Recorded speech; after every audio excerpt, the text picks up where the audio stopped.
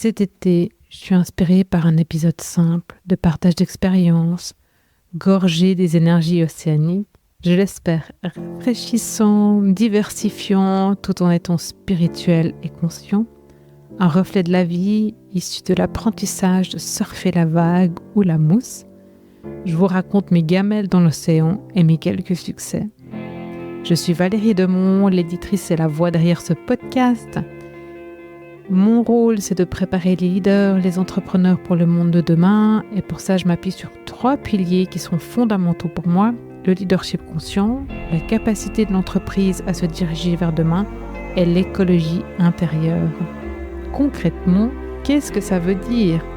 J'accompagne surtout des entreprises, des leaders et des entrepreneurs à intégrer de la conscience et du sens, la conscience et l'intelligence du cœur dans leur gestion d'entreprise, dans leur leadership, dans leur marketing et dans leur expression sincère et authentique.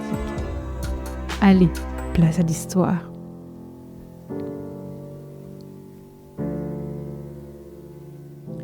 En 2018, nous sommes en vacances en famille à Seignos, sur la côte landaise dans le sud-ouest de la France. Je propose à Cédric et Lucas de faire un cours d'initiation au surf. Et le lendemain, j'écrivais dans mon journal « M'être faite passer à la machine à laver, avoir bu toute l'eau de la mer, avoir ressenti de la terreur en voyant les vagues arriver sur moi, avoir paniqué ne touchant plus le sol, accroché à ma planche, en tentant d'avancer à contre-courant pour rejoindre le groupe quelques mètres plus loin. Ce soir-là, durant ce qui était supposé être un super cours de surf au coucher du soleil, je m'étais battue contre l'océan, contre les éléments et contre moi-même pour y arriver. Et j'étais sortie lessivée et dégoûtée. On aime profondément l'océan. On y va presque chaque année pour nos vacances. Et j'ai vraiment le sentiment en fait que quand on y a goûté, on ne peut plus s'en passer. Et on a tellement adoré et on aime tellement regarder les surfeurs. C'est encore mieux que de regarder les gens skier. Prendre les vagues, aller dans des petits tubes, vraiment descendre, surfer, retourner, se placer, attendre. C'est passionnant pour nous, on adore ça. J'aime voir l'océan. Quand je suis à Lausanne, il me manque. Je me sens vraiment appelée par lui. Et pour moi, il est tellement riche d'enseignements et vivant. Il est différent chaque jour. Il a ses propres règles. Il est à la fois permanent et impermanent. Et puis, il s'est passé le Covid et tout ça. Et après, ligaments croisés. Enfin, voilà. Donc, moins de sport, d'autres vacances. Et tout d'un coup, au printemps 2023, je capte ma nouvelle vision de vie personnelle. Et le surf et l'océan font partie de cette vie-là, de même que plusieurs livres que j'ai écrits. Et puis donc, l'été arrivant, je me mets déjà à écrire un des livres, parce que quand même, il faut que je me mette en route, même si on a déjà 3 à mon actif.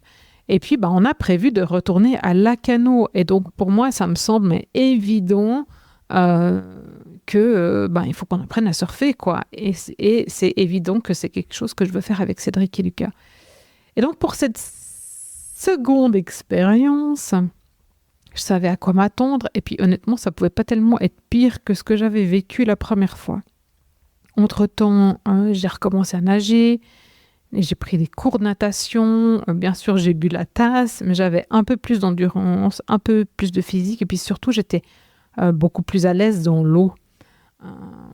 Moi, j'avais très très peur en fait quand j'avais pas pied, et donc là j'avais eu peur dans cette expérience précédente, mais du coup de faire des cours de natation, tout ça, j'étais vraiment beaucoup plus à l'aise dans l'eau et de nager régulièrement aussi. Donc cette expérience-là, l'an dernier, été 2023, elle serait différente, et ça a vraiment été différent, tout autant que ça a été riche d'apprentissage. Donc, on a démarré avec un cours d'initiation de 3 jours et puis on a prolongé sur la semaine pour faire finalement 10 jours de cours. On a eu des courbatures à des endroits inhabituels parce que le surf, c'est vraiment un sport hyper complet.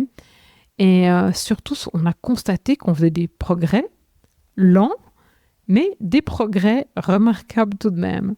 Donc, on prend des gamelles et je vous jure que ça fait mal parce qu'en fait, on tombe dans peu d'eau vu qu'on apprend à surfer là où il y a les mousses, à marée basse, enfin voilà. Et puis, je vis le même combat, c'est-à-dire que chaque fois, en fait, que je dois repartir de la plage pour retourner me placer où il y a de l'eau jusqu'à mes hanches, eh ben, je vais à contre-courant, en fait, contre la vague. Il y a une série de vagues qui arrivent, même si elles font que 1 mètre de haut, elles sont d'une violence inouïe quand elles nous arrivent dessus. Je tente parfois de passer dessous, mais ma planche de surf s'en va quand même en arrière. À chaque fois, en fait, je recule de quelques mètres. L'avancée que j'avais pris entre les deux vagues, en fait, au lieu d'attendre que la série de vagues soit passée et d'avancer à ce moment-là. Et il faut vraiment vouloir, en fait, vouloir aller se replacer au bon endroit et pour prendre la vague au bon moment, enfin, la mousse. Et honnêtement, je suis vidée, usée à chaque cours. En fait, je suis vraiment lessivée, quoi. Mon corps, il n'en peut plus. Et puis, au bout d'un moment, je me dis, mais il va falloir que je trouve des ressources ailleurs et faire autrement. Donc là, j'appelle mes guides, l'intention, la loi de l'attraction, tout ça. Et je dis, mais maintenant, il faut m'aider, en fait, parce que sinon, toute seule, je ne vais jamais y arriver. Et là, ça commence à marcher, c'est un peu plus fluide, je commence à me lever, je suis un peu moins fatiguée et tout ça. Et sur les derniers cours, le prof, il voit que ça va mieux, donc il nous emmène un peu plus loin, là où il y a les vraies vagues qui s'amorcent. Et là, c'est une expérience encore bien différente, parce qu'en fait, on est censé se lever au moment où la vague, elle monte, et puis qu'elle va s'apprêter à se casser. Et en fait, à ce moment-là, on est couché sur notre planche, on est censé se lever à ce moment-là, vraiment à ce point de bascule précis, alors que on est au sommet de la vague, face au vide, et dessous nous, c'est 1,50 m de vide, quoi. Et donc, au lieu de se lever, qu'est-ce qui se passe? Réflexe naturel, on s'accroche à la planche, et là, l'arrière de la planche est propulsé par la vague, parce que le poids n'est pas au bon endroit sur la planche. L'arrière de la planche bascule sous le poids de la vague et hop, c'est machine à laver, la vague qui nous arrive dessus, la planche qui s'en va. Bref, on se retrouve au fond de l'eau et là, il faut remonter, on n'a pas pied et retourner se placer au bon endroit. Et entre deux, il faut reprendre son souffle, quoi. Et entre deux, il y a des vagues qui continuent à arriver. Donc, voilà, ce qui se passe, c'est que on a ce réflexe naturel de s'accrocher alors qu'on devrait lâcher. C'est à la fois beau et à la fois l'océan il est vraiment très très puissant et on aime ça, on a envie, on veut vraiment y arriver et on s'accroche à cette volonté d'y arriver malgré une série d'échecs les uns après les autres en fait pendant chaque cours qui dure 2 heures. Et puis on vit un dernier cours qui est juste magique, il pleut. On est sous la pluie, si je me rappelle bien, c'est le soir, mais je ne vais pas dire des bêtises, et il pleut. Et en fait, il pleut vraiment beaucoup, c'est juste avant l'orage qui est en train d'arriver, on voit les éclairs qui sont très très loin, donc on ne va pas pouvoir rester longtemps dans l'eau, mais ce qui est juste incroyable, c'est que en fait, on a ce mélange, ce contraste d'eau douce qui ruisselle sur notre visage, qui vient laver, on a encore le goût du sel dans la bouche, en s'essuyant les lèvres, on a le contraste eau de mer, eau de pluie. Et puis, c'est vraiment magique. En fait, ces gouttes qui rebondissent avec force, en fait, sur l'océan, qui créent des petits cercles d'ondes. Et puis, la luminosité est telle que chaque goutte, en fait, apparaît lumineuse, en fait, transparente, remplie et dense. Et c'est très, très, très beau, quoi.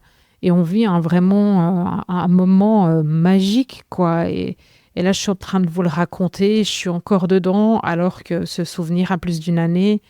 On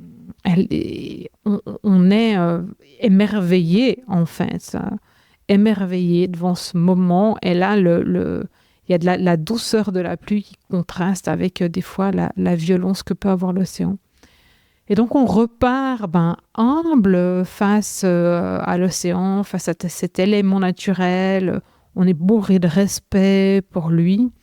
Et on est rempli du désir, en fait, de continuer, malgré toutes les gamelles, quoi. Et je repars avec plein d'apprentissages l'an dernier, voilà, cette manie que j'ai de me battre contre la vague et de vouloir absolument avancer à contre-courant, alors qu'on a la possibilité de sortir de l'eau et de contourner le courant, même en restant dans l'eau, sur la planche. Je pense que vous avez déjà vu des surfeurs qui retournent au spot et puis qui pagaillent couchés sur leur planche.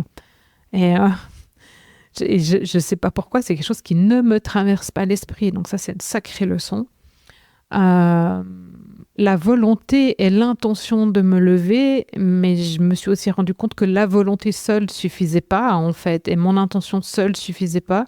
J'avais besoin d'acquérir le mouvement, la force dans mon corps et de faire appel à une force extérieure à moi, donc au soutien de mes guides. Et donc c'était vraiment un alignement tout en étant chaque fois, un réalignement tout en étant chaque fois complètement désaligné, quoi.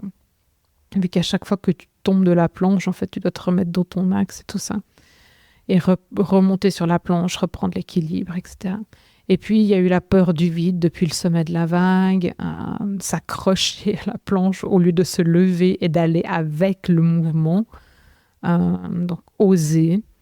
Et puis, mettre mon ego de côté, quoi, parce qu'on a l'impression, en fait, qu'on va y arriver, qu'on y arrive, et puis quand on se voit...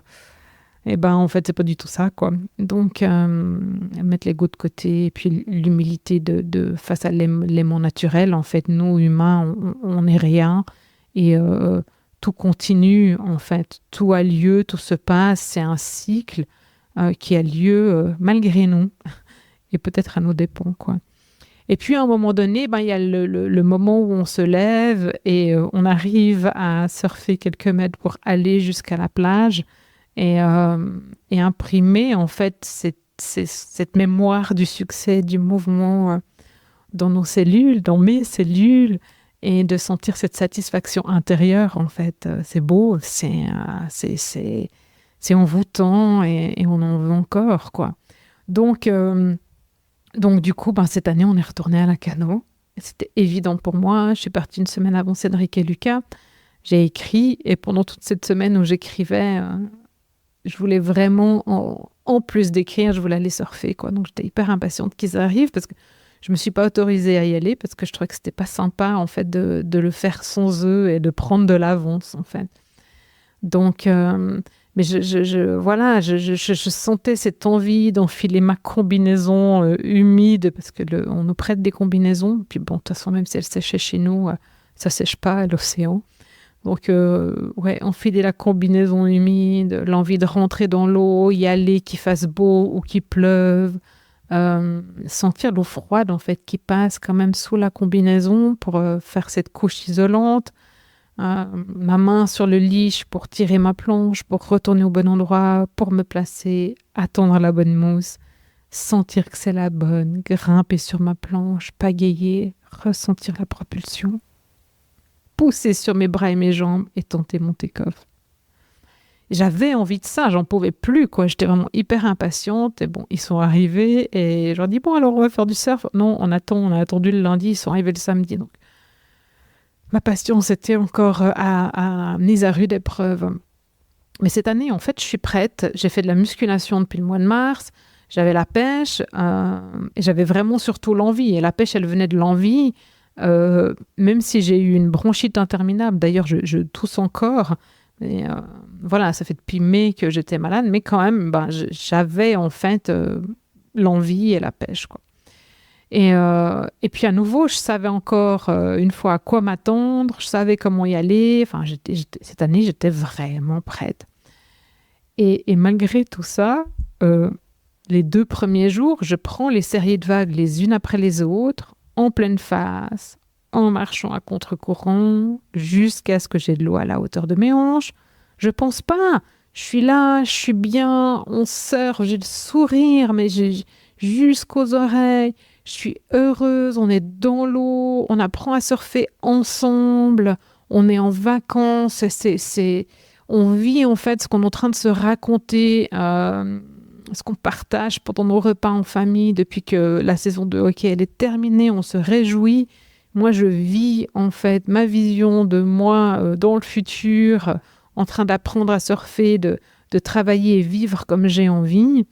Et j'adore, et on a de la chance, et waouh, donc on est dans cette énergie-là, alors que j'avance à contre-courant, je suis là-dedans, donc je me rends même pas compte que je suis à contre-courant, je pose mes pieds les uns après les autres, comme j'ai fait de la muscu, je suis un peu plus coriace que l'année précédente. Bon, je me place, je vois la bonne vague, je grimpe sur ma planche, je pagaille, je pousse sur mes bras et mes jambes, et je tombe. Encore, et je tombe encore. Pendant les 2 heures de cours du lundi et du mardi, je fais que de tomber. Et parfois, c'est mon épaule qui touche le fond, parfois c'est mon poignet, parfois je prends des décharges dans les chevilles parce qu'il n'y a pas assez d'eau et je ne sais même pas au moment où je vais tomber quelle quantité d'eau il y a sous moi. Je bois la tasse, je me prends la planche dans la tronche, enfin, voilà. Et pourtant, j'y arrive pas, mais je reconnais la bonne vague et je sais la prendre. Et donc, à un moment donné, voilà, je suis émerveillée, je suis là-dedans, je profite, j'adore sentir cette propulsion. Je fais que de prendre des gamelles, je regarde Cédric et Lucas qui se lèvent et qui arrivent, et tout d'un coup, j'entends une petite voix dans ma tête qui me dit « Cocotte, si tu comptes te lever, il faudrait peut-être le vouloir et donc poser ton intention. » Et là, je dis, la pièce, elle est tombée. Des fois, je me dis, mais je suis où, quoi? Comment, en fait, je peux avoir oublié de vouloir me lever? Et en fait, j'étais là pour faire cette expérience-là, pour apprendre ça, pour m'en rendre compte. J'étais détendue, j'étais heureuse, j'étais pas en combat, j'étais pas en force, mais j'avais juste oublié de décider de me lever de ma planche de surf. Donc, je me suis replacée, j'ai regardé les vagues arriver, la 3e, c'était la bonne. Je regarde vers la plage, le champ, il est libre, la mousse, elle arrive. Une 2e, je me dis, bon, je peux pouvoir prendre la 3e, je saute sur ma planche, je sens mes dessus de pied qui sont au bon endroit sur la tranche arrière de la planche, je regarde derrière moi, la vague, elle arrive, je pagaille avec mes bras, je sens qu'elle arrive, je me sens propulsée, j'expire, parce que c'est mon truc, j'expire, je pousse avec mes bras, je pose mes pieds de manière très saccadée et décomposée.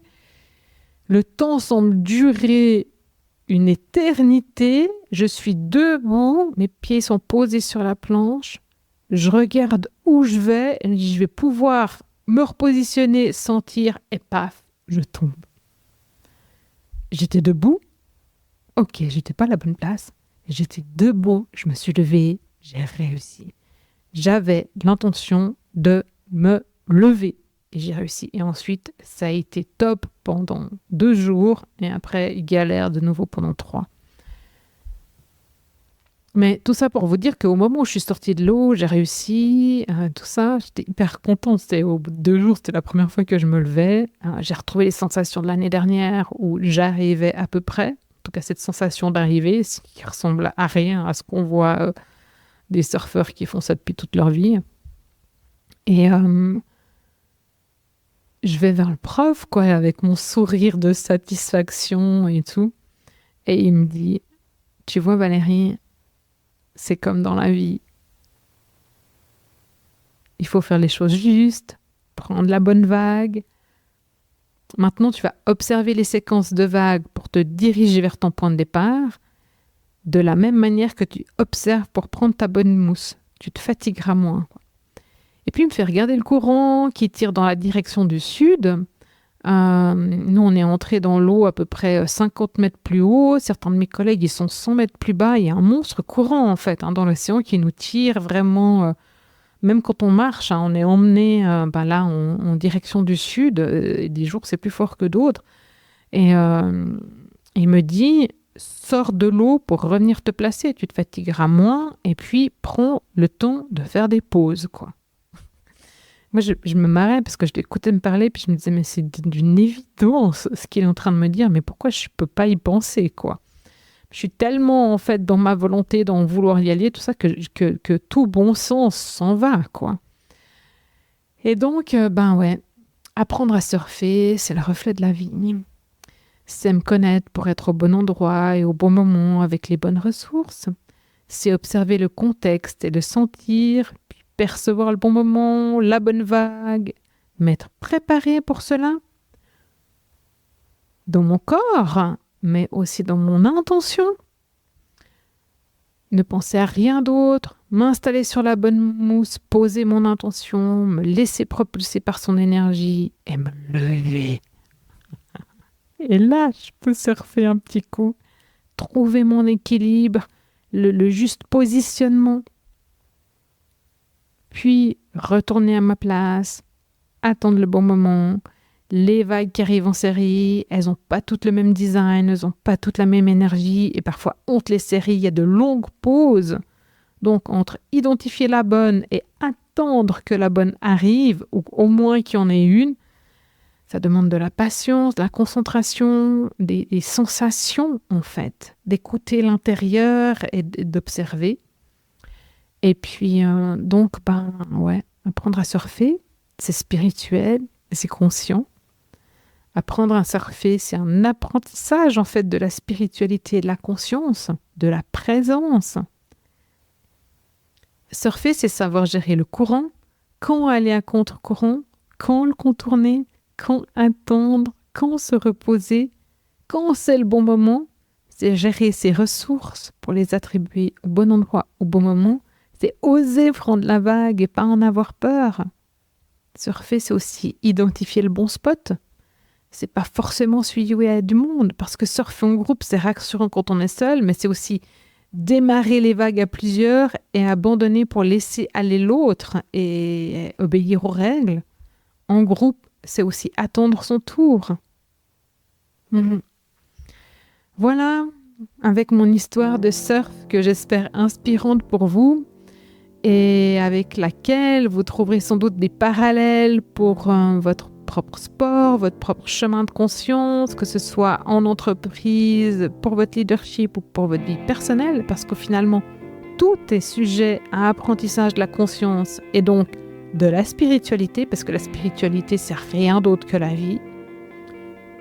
Et puis, si comme moi, vous êtes de retour de vacances et puis que la période, elle vous semble un peu particulière, je vous propose d'écouter le podcast sur les énergies du mois d'août qu'on a co-créé avec Corinne Lausanne.